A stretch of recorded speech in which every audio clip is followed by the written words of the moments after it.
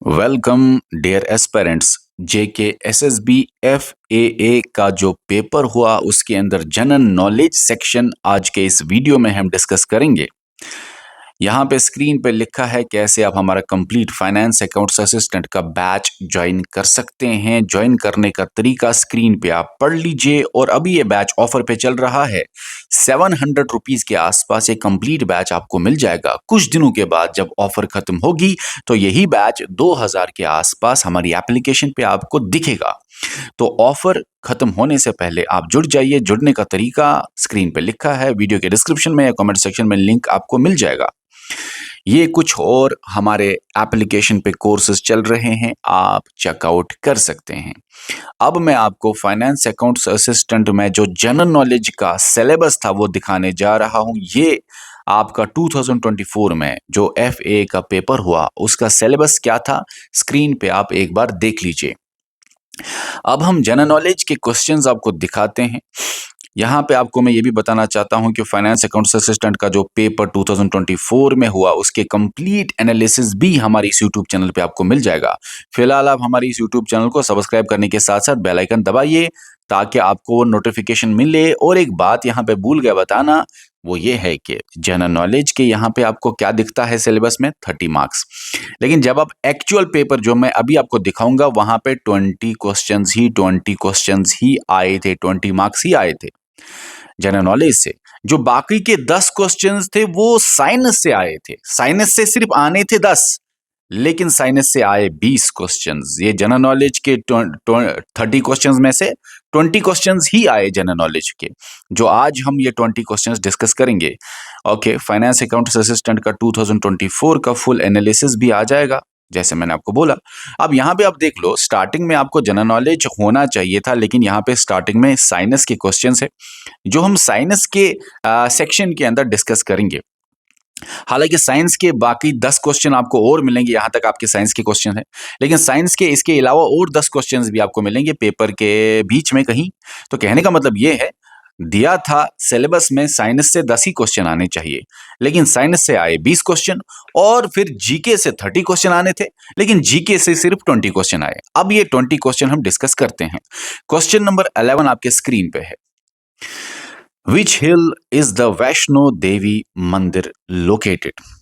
अब यहां पे हिल लिखा है, अगर यहां पे लिखा होता टाउन तब आप लिखते कटरा, लेकिन यहां पे हिल लिखा है तो हिल का आंसर होना चाहिए त्रिकुटा, त्रिकुटा हिल्स, त्रिकुटा पर्वत या त्रिकुटा हिल्स। ओके, वैष्णो देवी मंदिर जो है वो कटरा टाउन में आपको मिलेगा, रियासी डिस्ट्रिक्ट में आपको मिलेगा। और ये क्वेश्चन 2017 में भी जेकेएसएसबी ने वीएलडब्ल्यू में पूछा कि जेकेएसएसबी ने बोला टाउन के बारे में, तो वहां पे आंसर आपका कटरा था। लेकिन अभी 2024 के फाइनेंस अकाउंट्स असिस्टेंट में हिल पूछा है, तो हिल में आप याद रखेंगे त्रिकुटा हिल्स। एक और बात कहूं, जेकेएसएसबी ने ऐसा ही same to same question 2021 finance sub inspector के पेपर में पूछा और वहां पे भी हिल था और हिल में त्रिकुटा हिल्स। यहां तक क्लियर है। टाउन आए तो कटरा, डिस्ट्रिक्ट रियासी, हिल त्रिकुटा। उसके बाद arrange the following in chronological order. तो पहला आपने देखा वो जो हिल वाला ऊपर वैष्णो देवी पे क्वेश्चन आया था, वो आपके इंपॉर्टेंट टूरिस्ट डेस्टिनेशन पे सवाल आया था। ये आपका फ्रीडम स्ट्रगल पे सवाल है, जो आपके सिलेबस में फ्रीडम स्ट्रगल है। Arrange the following in chronological order, तो आप बताइए इनमें से पहला क्या हुआ, उसके बाद क्या हुआ, उसके बाद क्या हुआ। अगर हम बात करें, सबसे पहले 1916 में होता है लखनऊ पैक्ट। लखनऊ पैक्ट क्या था? Agreement between Indian national Congress और मुस्लिम लीग, है ना। तो लखनऊ पैक्ट आपका 1916 में हुआ। उसके बाद होता है आपका जलियांवाला बाग मैसेकर, तो 1919 में हुआ जलियांवाला बाग। अब जलियांवाला बाग में क्या हुआ? जनरल डायर जो ब्रिटिश का था उसने ऑर्डर किया कि लोगों के ऊपर फायरिंग कराओ, तो जनरल डायर की कहानी, ठीक है। उसके बाद 1930 में आता है डेट, तो होता है डांडी मार्च, तो डांडी मार्च होता है। उसके बाद डांडी मार्च महात्मा गांधी साहब करते हैं, महात्मा गांधी जी करते हैं साबरमती आश्रम से डांडी तक। उसके बाद आपका 1942 में होता है quit India movement, Indian national Congress के जरिए ये होता है, जिसमें गांधी जी कॉल देते हैं डू और डाई का। ये सारी डिटेल्स तो पढ़ाई गई हैं, लेकिन इतना मुझे बताओ अब आंसर क्या होगा। आपने आंसर निकाला होगा, तो आंसर है बी। सबसे पहले होता है लखनऊ पैक्ट, ओके। उसके बाद होता है जलियांवाला बाग, ठीक है। उसके बाद होता है दांडी मार्च तीसरे नंबर पे, और फिर क्विट इंडिया मूवमेंट चौथे नंबर पे। तो आपका CABD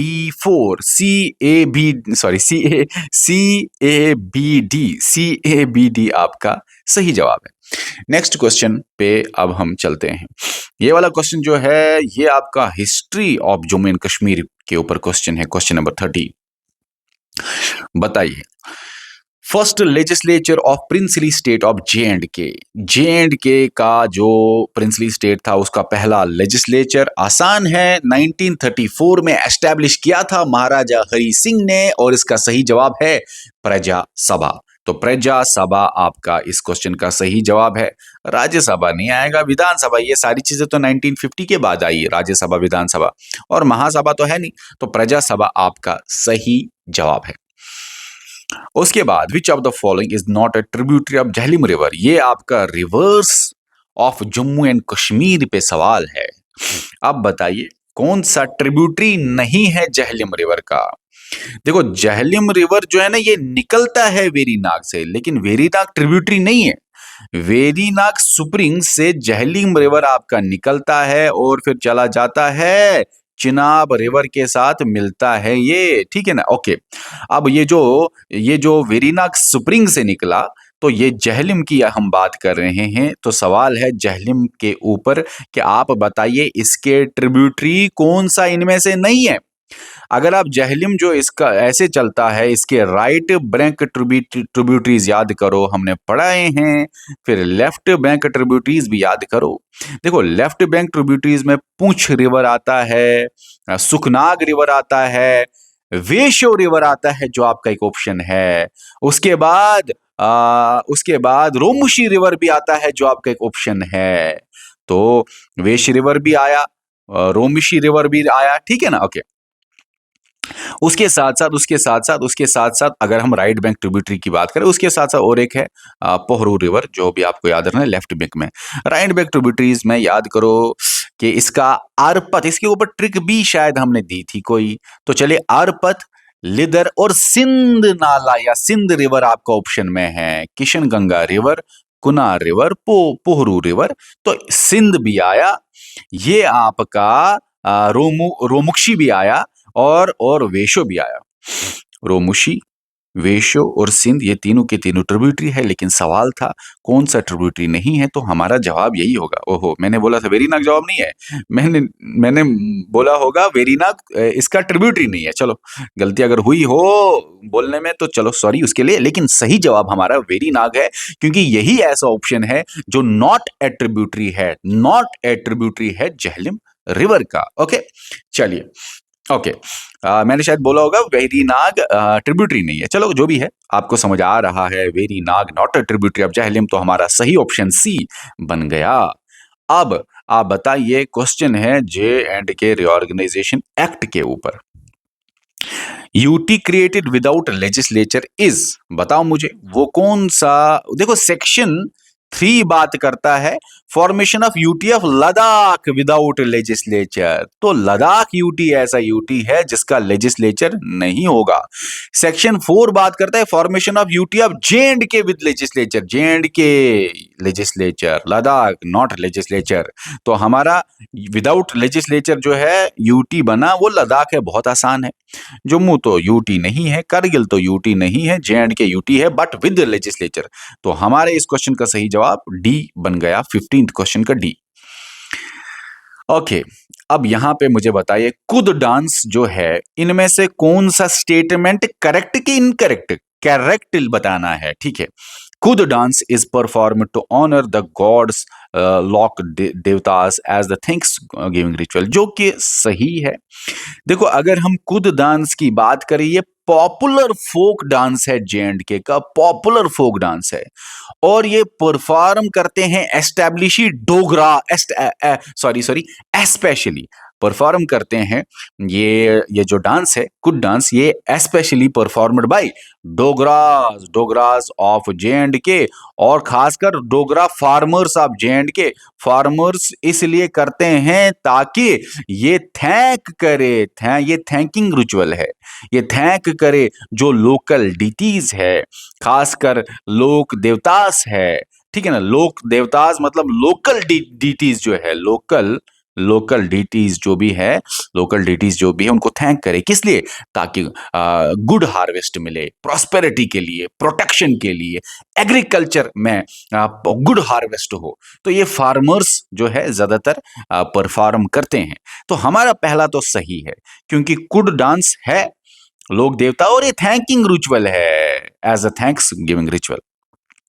अब दूसरा, practice on festival occasion like Eid and Ramzan, नहीं, ये तो नहीं आएगा। ईद और रमजान में तो ये डांस तो है ही नहीं, उसके रिलेटेड डांस तो प्रोहिबिटेड है। ओके, डांस वांस वगैरह तो है ही नहीं इसके रिलेटेड, तो हमारा सही जवाब ओनली ए बनता है क्वेश्चन नंबर 16 का। Question number 17, which of the places is known as the gateway to the Kashmir valley, ये आप देख लीजिए कंट्रावर्शियल क्वेश्चन है। इसका सही जवाब पहले जेके एसएसबी ने आंसर की में बोला था जम्मू, लेकिन बाद में आपको पता है जेके एसएसबी रिवाइज्ड आंसर की निकालता है, और बहुत सारे यहाँ पे क्वेश्चंस है जो गलत दिए थे जेके एसएसबी ने। रिवाइज्ड आंसर की में कुछ क्वेश्चंस को सही किया, कुछ क्वेश्चंस को सही कर ही नहीं सका, और कुछ क्वेश्चंस को ऐसे ही रखा। तो जेके एसएसबी बहुत अनप्रेडिक्टेबल, आउटडेटेड क्वेश्चंस और कंफ्यूजिंग क्वेश्चंस, वो ऑप्शंस जहां पे दो ऑप्शंस हो, वो क्वेश्चन डाला है जहां पे ऑप्शन ही ना कोई हो। देखो ना, इसमें अगर आप देखेंगे जेके एसएसबी ने पहले जम्मू दिया था, तो बाद में बोला कि नहीं, इसका डी आएगा, नन ऑफ द अबव, और रिवाइज्ड आंसर की में डी टियर नन ऑफ द अबव। अब यहाँ पे इसको देखते हैं। गेटवे ऑफ कश्मीर आपने सुना होगा, कौन सा है? Gateway of Kashmir valley Qazigund आपने सुना होगा। बानीहाल पास होता तो हम उसको भी करेक्ट मानते, लेकिन ये ऑप्शंस में नहीं है, ना ही काजीगुंड ऑप्शन में है, ना ही बानीहाल पास ऑप्शन में है। जेकेएसबी ने पहले जम्मू दिया था, लेकिन बाद में बोला नहीं, नन ऑफ द अबव इसका सही जवाब है। तो जेकेएसबी ने पहले आंसर की में स्टार्टिंग में जम्मू दिया था, लेकिन बाद में जब बच्चों ने रिप्रेजेंटेशन डाली और हमारे टीम ने भी रिप्रेजेंटेशन डाली, तो बाद में नन ऑफ द अबव आया, क्योंकि बानीहाल पास होता ऑप्शन में या काजीगुंड होता ऑप्शन में, तो हम मानते गेटवे टू कश्मीर वैली, दोनों में से कोई ऑप्शन सही था।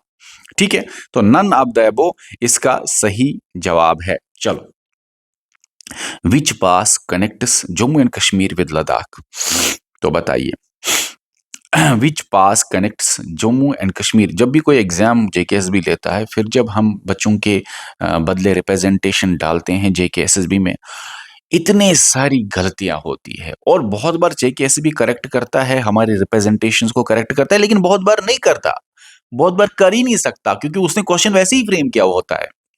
चलो, which pass connects Jammu and Kashmir with Ladakh, आप बताइए कौन सा सही जवाब है? वो है जोजिला पास। आसान है, देखो, ये जे&के का कश्मीर का और ये लद्दाख को कनेक्ट करता है, जे&के कश्मीर लद्दाख कनेक्ट होता है जोजिला पास से।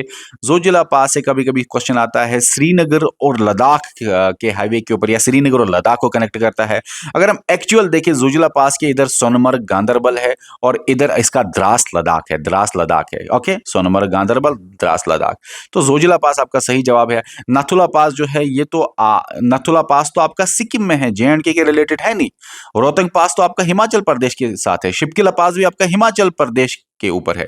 तो ये पासेस वासेस के ऊपर सवाल आया है, जो आपका फिजिकल डिविजन्स ऑफ इंडिया के अंदर हमने डिटेल में आपको पढ़ाया हुआ है। ओके, चलिए, अब हम नेक्स्ट क्वेश्चन पे चलते हैं। Which is the official language of Jammu and Kashmir. अब आप मुझे बता दो कौन सा है official language Jammu and Kashmir का। ये क्वेश्चन जेकेएसएसबी ने पहले ही जब वो आंसर की निकालता है तो डिस्कार्ड किया, क्योंकि क्वेश्चन बिल्कुल भी ठीक नहीं है। कौन सी ऑफिशियल लैंग्वेज है जम्मू एंड कश्मीर की, बताओ। अगर यहाँ पे जम्मू एंड कश्मीर स्टेट लिखा होता तब भी ये सही आंसर क्वेश्चन नहीं था। क्यों? क्योंकि इंग्लिश भी था, उर्दू भी था। अब क्या टिक करके आते? अब बच्चा क्या टिक करके आता? और ज्यादातर ज्यादातर ये क्वेश्चन अभी का है 2024 का है। तो जो 2020 में जे एंड के ऑफिशियल लैंग्वेज एक्ट आया, ऑफिशियल लैंग्वेज एक्ट जो पास किया गया जे एंड के में 2020 में, उसके हिसाब से 5 ऑफिशियल लैंग्वेजेस अब है जे एंड के में। जे एंड के यूटी में कितने हैं? 5 ऑफिशियल लैंग्वेजेस। कौन कौन सा? उर्दू, इंग्लिश, कश्मीरी, डोगरी, हिंदी। तो क्या टिक करके आते? ये चारों ऑप्शंस में क्या टिक करके आता इंसान? ऑल ऑफ द अबव लिखा होता तो शायद उसकी तरफ बच्चे जाते। लेकिन जेके एसएसबी को लगा ये तो पूरी तरह से गलती हमने की, ब्लंडर की, जिसको डिस्कार्ड पहले ही उन्होंने किया था जब स्टार्टिंग में ही आंसर की निकली थी। बाद में रिवाइज्ड आंसर की में भी कुछ क्वेश्चंस डिस्कार्ड किए जेके एसएसबी ने।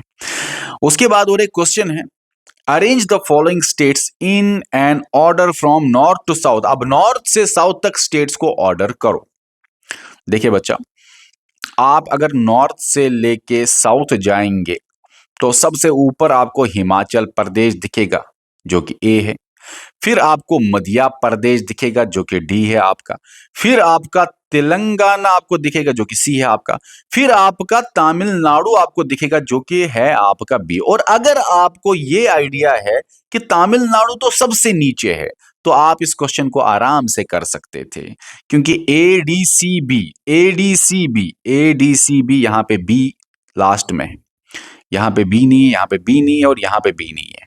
तो आपको समझ आया? सिर्फ इतना ही अगर आपको पता है तमिलनाडु तो सबसे लास्ट में है नॉर्थ से साउथ तक, तो ये तमिलनाडु बी आपका यहां पे आप कनेक्ट कर सकते थे। आपका सी सही जवाब इस क्वेश्चन का बन जाता है। ठीक है, उसके बाद हम नेक्स्ट क्वेश्चन पे चलते हैं। इन पेयर्स को कंसिडर करके बताओ करेक्टली मैच्ड कौन सा है। करेक्टली मैच्ड कौन सा है? अब बताओ, काजीरंगा नेशनल पार्क जो है ये तो आपका आसाम में है, ठीक है। जिम कॉर्बेट नेशनल पार्क तो आपका उत्तराखंड में है, ये तो आपका उत्तराखंड में है, ठीक है। और उसके साथ साथ रणथंभौर नेशनल पार्क जो है ये आपका राजस्थान में है। और गिर नेशनल पार्क आपका गुजरात में है। तो करो करो 4 3 2 1 कहां लिखा है? 4 3 2 1 ये है ना, ये ए को 4, बी को 3, सी को 2, डी को 1। तो सी आपका सही जवाब इस पे बन जाता है। नेक्स्ट क्वेश्चन पे हम चलते हैं। Arrange the following events in chronological order. ये देखो करंट अफेयर का क्वेश्चन है आपके सामने, और आप देख लीजिए करंट अफेयर 2023 का पूछा है, वो भी जुलाई के बाद का। तो लास्ट 6 मंथ्स के अंदर अंदर का करंट अफेयर बहुत ज्यादा चांसेस होता है सवाल आने का। जेके एसएसबी अक्सर जब करंट अफेयर पूछता है तो लास्ट 6 महीने के अंदर अंदर सबसे ज्यादा क्वेश्चंस पूछता है।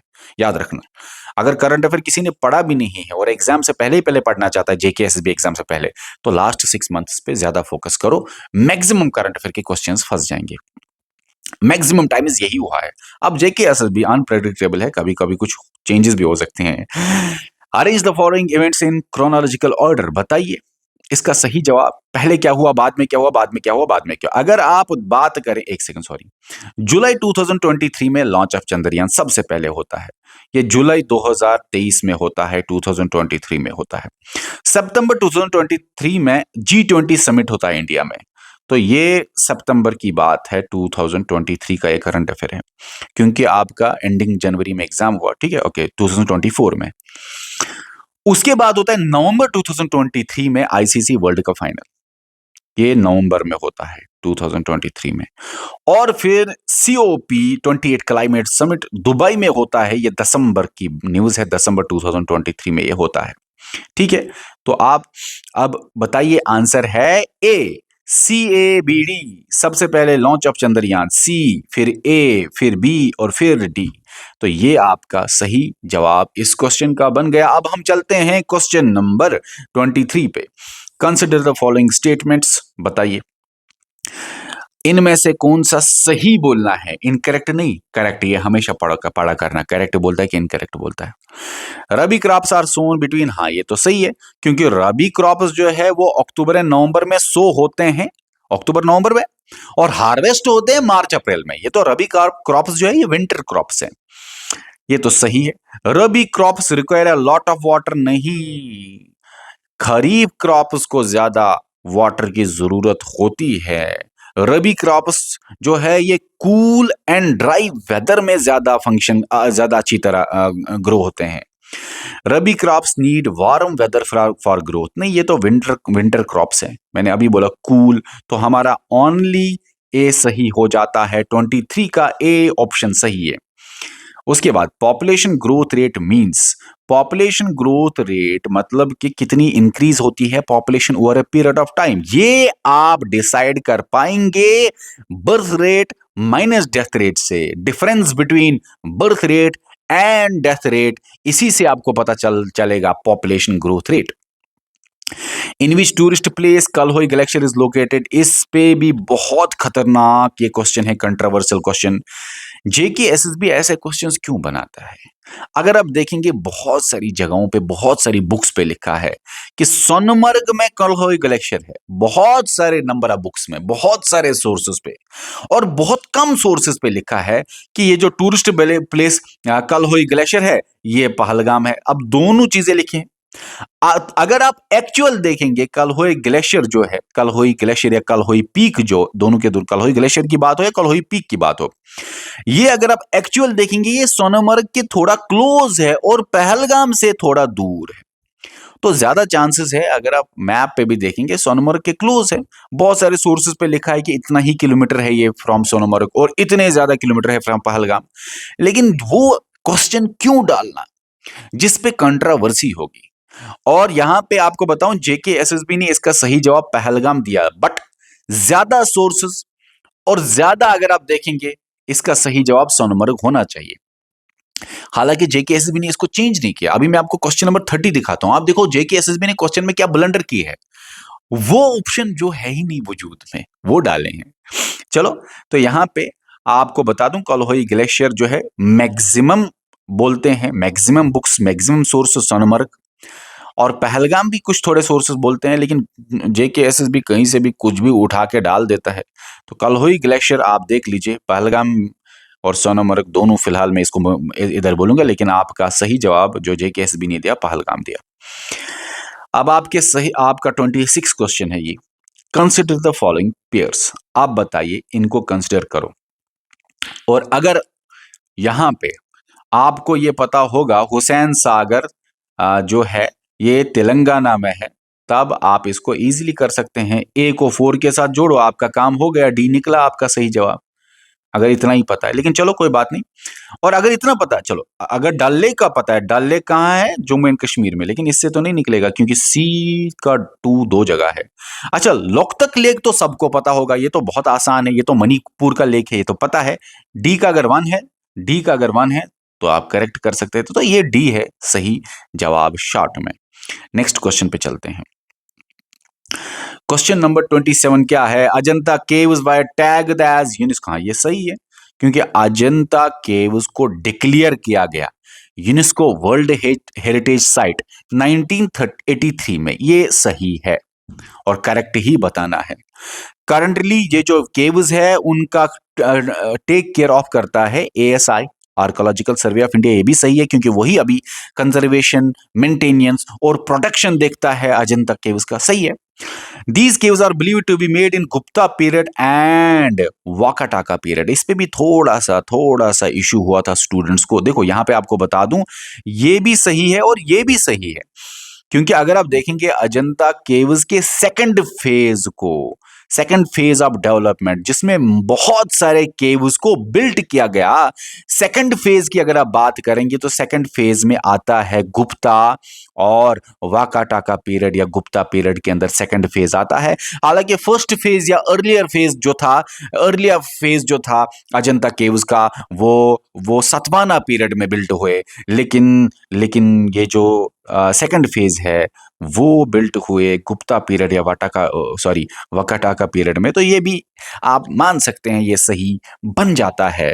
लेकिन बच्चों को इस पे भी कंफ्यूजन और टेंशन हुआ था कुछ कुछ बच्चों को। तो जेके एसएसबी अक्सर ऐसे क्वेश्चन डालता रहता है, कभी भी कहीं से भी कुछ भी उठा लो किसी भी साइड से, बाद में बच्चों को जवाब देना पड़े, अरे यार ये तो रिवाइज्ड आंसर की निकालो, और कहीं कहीं पे निकालो ही ना। अगर थोड़ा सा भी सोर्स आपको लगा, चलो 50 किताबें लिखती हैं कोई चीज, अगर एक भी किताब आपकी बात जेके एसएसबी की बात लिखती है, वो फिर 50 बुक्स का नहीं मानता। चलो, तो फिलहाल आप मुझे बताओ सभी के सभी सही है, और ये आपका सही जवाब है डी। ओके, चलो, थोड़े से बच्चों को इस क्वेश्चन पे भी कंफ्यूजन हुआ था उन दिनों। हु इज पॉपर, लेकिन उतना इशू नहीं था इस क्वेश्चन नंबर 27 पे। अभी मैं क्वेश्चन नंबर 30 दिखाऊंगा, उस पे देखना इशू क्या हो जाएगा। Who is popularly known as the grand old man of India, इसका सही जवाब है दादा भाई नेहरू जी। ओके ओके, बाल गंगाधर तिलक को लोकमान्य बोलते थे। ओके, गोपाल कृष्ण गोखले को पॉलिटिकल गुरु ऑफ गांधी बोलते थे। महात्मा गांधी को फादर ऑफ नेशन बोलते थे। ग्रैंड ओल्ड मैन जो है दादा भाई नेहरू के साथ रिलेटेड है, नेहरू जी। उसके बाद 29th क्वेश्चन आपके स्क्रीन पे है। आप बताइए डैम, और वो डैम किस स्टेट के अंदर है, बताइए।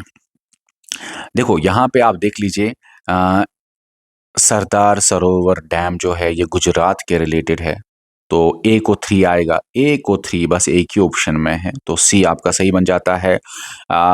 भवानी सागर डैम जो है ये आपका तमिलनाडु में, एक सेकेंड, तमिलनाडु में। उसके साथ कोयना डैम जो है ये आपका महाराष्ट्र है, और तहरी डैम तो आपका उत्तराखंड में है। ठीक है, चलो, अब ये क्वेश्चन नंबर 30, इसका आंसर कौन बच्चा देगा, क्योंकि ये क्वेश्चन बहुत गलत है। अब देखो, जेके एसएसबी ने स्टार्टिंग में जो की में रखा आंसर डी रखा, और बाद में एंड पे भी आंसर डी ही दिया रिवाइज्ड आंसर की में, हालांकि उसको ये क्वेश्चन डिस्कार्ड करना था। चलिए देखते हैं question. Founder of Dogra dynasty, Gulab Singh, सब करेंगे इसको, लेकिन मुझे बताओ, दारुल आलम नहीं, दारुल अमन होना चाहिए, और वो महाराजा बताओ मुझे, महाराजा रंजीत देव के साथ कनेक्टेड है, रिलेटेड है, तो ये दोनों ठीक है। चलो, हालांकि आलम के बदले यहाँ पे अमन होना चाहिए, क्योंकि दारुल अमन महाराजा रंजीत देव ने क्या किया था, उन्होंने जम्मू को बड़ा पीसफुल सिटी बनाया था, दारुल अमन बनाया था। चलो, मियां देदू जो है आपको पता है पीसेंट रेबिलियन के लिए, बाकी रेबिलियन के लिए फेमस है, तो रेबिलियन ग्रुप हेड। अब बच्चों का ये कंफ्यूजन था कि ट्रीटी ऑफ लाहौर और गुजरात के बीच में कनेक्शन था ही नहीं कुछ, हालांकि जेकेएसबी ने बोला चलो ये A4 करके बच्चों ने तो मैक्सिमम कर लिया, बच्चों का ही सुनते हैं। लेकिन फिर बहुत सारे बच्चों ने शोर उठाया था इसको डिस्कार्ड करो, क्योंकि ट्रीटी ऑफ लाहौर और गुजरात के बीच में कनेक्शन जब है ही नहीं कुछ, तब आपने ये D और 3 को करेक्ट कैसे माना, आप इसको डिस्कार्ड कर सकते थे। ये D और 3 को कनेक्शन है ही नहीं। ट्रीटी ऑफ लाहौर है ईस्ट इंडिया कंपनी और सिख अंपायर के बीच में, इनके बीच में कोई कनेक्शन है नहीं गुजरात और ट्रीटी ऑफ लाहौर के बीच में। ठीक है, चलो, अभी ये क्वेश्चंस जो है ये जनरल नॉलेज के थे, उसके अलावा और भी क्वेश्चंस आएंगे। हमारे इस यूट्यूब चैनल को सब्सक्राइब करने के साथ साथ बेल आइकन दबा दो, और ऑफर खत्म होने से पहले जुड़ जाइए। जुड़ने का तरीका ये है, जो आप अभी वीडियो देख रहे हैं इसके डिस्क्रिप्शन में या कमेंट सेक्शन में आपको लिंक मिलेगी, लिंक के जरिए आप जाके ज्वाइन कर सकते हैं, या आप प्ले स्टोर से डाउनलोड कीजिए हमारी एप्लीकेशन जेके सिविल सर्विसेज, वहां से ज्वाइन कीजिए। अगर ये चीजें नहीं आती तभी आप हमारे कोऑर्डिनेटर को मैसेज करेंगे, हमारा कोऑर्डिनेटर भी आपको लिंक ही भेजेगा, तो बेटर है कि आप डायरेक्टली लिंक के जरिए ही जाके ज्वाइन कर लो। ओके, इस वीडियो में इतना ही, मिलते हैं नए वीडियो में। और फाइनेंस अकाउंट्स असिस्टेंट के बहुत सारे बच्चे हमारे कंटेंट से ऑलरेडी सिलेक्ट हो चुके हैं, तो हमने बैच के अंदर वो पुराना कंटेंट भी रखा, लेकिन नए वीडियोस भी आएंगे, अपडेटेड वर्जन आएगा, बेस्ट ऑफ बेस्ट कंटेंट आपको हमारी एप्लीकेशन पे मिल जाएगा, जहां पे आपको वीडियोस भी मिलेंगे, नोट्स भी मिलेंगे, टेस्ट सीरीज भी मिलेगी, और भी बहुत सारी चीजें मिलेंगी। कोई ऐसी कमी नहीं रखेंगे इस बैच में। ऑफर कुछ ही दिनों के लिए अवेलेबल है, ऑफर खत्म होने से पहले ज्वाइन हो जाइए। बाय।